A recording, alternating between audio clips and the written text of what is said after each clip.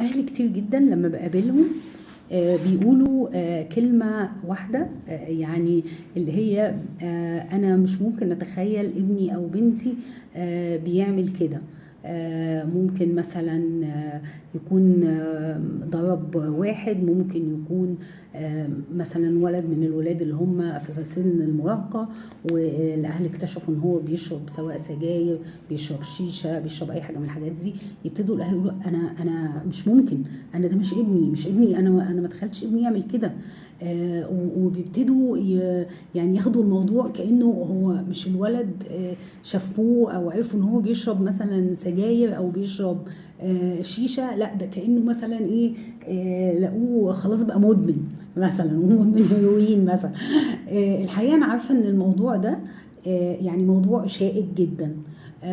بس انا محتاجه جدا جدا ان كل الاهل تربي أولادهم من غير صورة ذهنية مسبقة عن إن أنا ابني إيه اللي ممكن يعمله وإيه اللي مش ممكن يعمله. ده مش معناه إن أنا أتوقع من ابني دايما الأسوأ، مش هو ده اللي أنا بقوله. بس أنا قصدي عشان إحنا بشر وكلنا بنخطئ، واولادنا كمان من حقهم يغلطوا، احنا محتاجين جدا جدا ان احنا واحنا بنربي اولادنا ما نعملش صورة ذهنية فيهم على انهم ملايكة. ما نخليش عندنا صورة ذهنية ان لا دول متربيين عمرهم ما هيجرب حاجة او عمرهم ما هيعمل حاجة. لانه نصيحة مني وحتى مني كثيرابيست وكأم، الطريقة دي في التربية مش صحيحة. وعادة اللي بيربي ولاده بالطريقة دي عادة هو اللي بيكتشف انه لا، ابنه عمل او بنته عملت الغير متوقع بالنسبة له.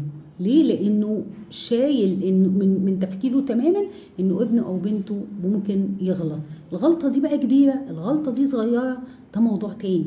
بس احنا محتاجين جدا جدا تاني نربي ولادنا واحنا في دماغنا انا ابني عادي، عادي جدا ممكن في يوم من الايام الاقيه جرب اي حاجه واكتشف كده.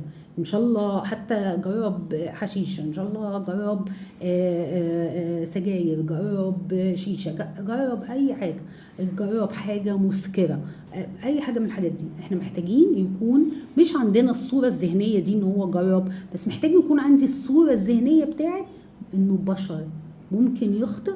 الخطأ ده كبير او صغير بس ممكن يخطئ.